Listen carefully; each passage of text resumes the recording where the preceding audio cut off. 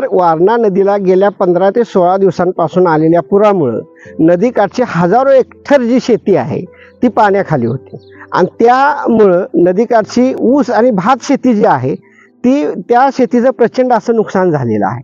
खरं तर या शेतामध्ये म्हणजे ह्या नदीकाठच्या शेतसरीमध्ये गेल्या 15 ते 16 दिवसांपासून सलग पाणी राहिल्यामुळं ही पिकं जी आहेत ती अक्षरशः कुजून गेलेली आहेत।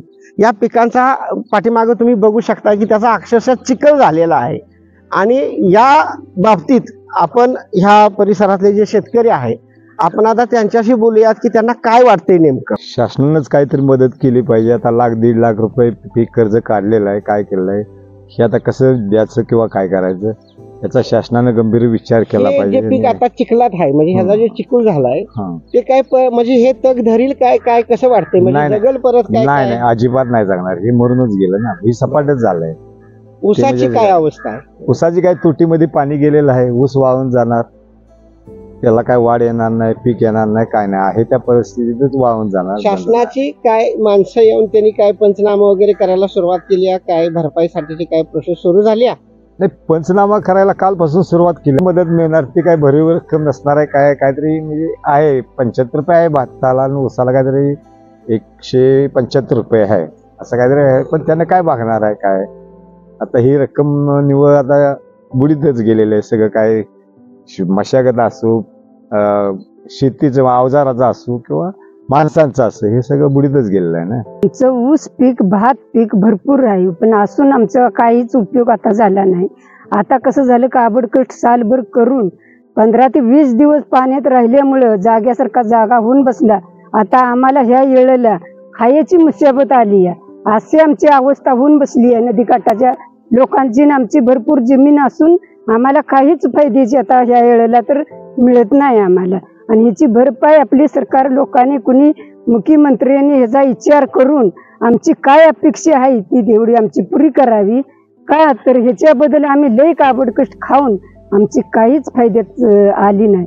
रुपयातलं 4 आणे जरी आलं असतं तरी आम्ही अपेक्षा केली नसती। आता घातलेला खर्च तरी निघेल का काय वाटतं? अजिबात खर्च नव, एक पैशाचं काय त्यात निघत नाही नव।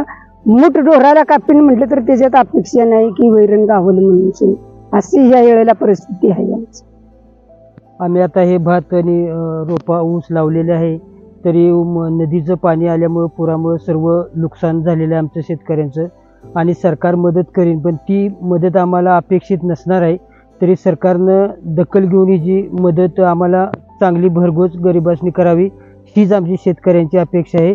गेले 15-20 दिवस झाले नदीकाठाला महापूर आलेला, त्या पिकाचे आमचं नुकसान झाले। भात आहे, ऊस आहे, त्या भरोश्यावर आम्ही जे पीक कर्ज काढले आम्ही हे भरू कशाने?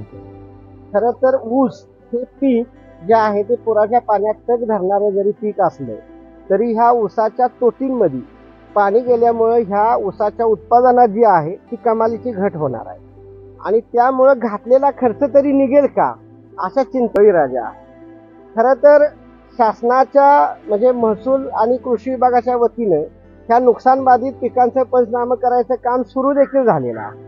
शासनाकडून जी काय भरपाई मिळणार असली तरी ती मिळणारी जी शासनाची मदत आहे ती अत्यंत तुटपुंजी असल्यामुळं ह्या पिकांच्या भरोशावर या ज्या शेतकऱ्यांनी पीक कर्ज काढलंय ते पीक कर्ज आता भरायचं कशानं, फेडायचं कशानं, हा भला मोठा जो प्रश्न आहे तो या परिसरातल्या शेतकऱ्यांच्या समोर उभा राहिलेला आहे।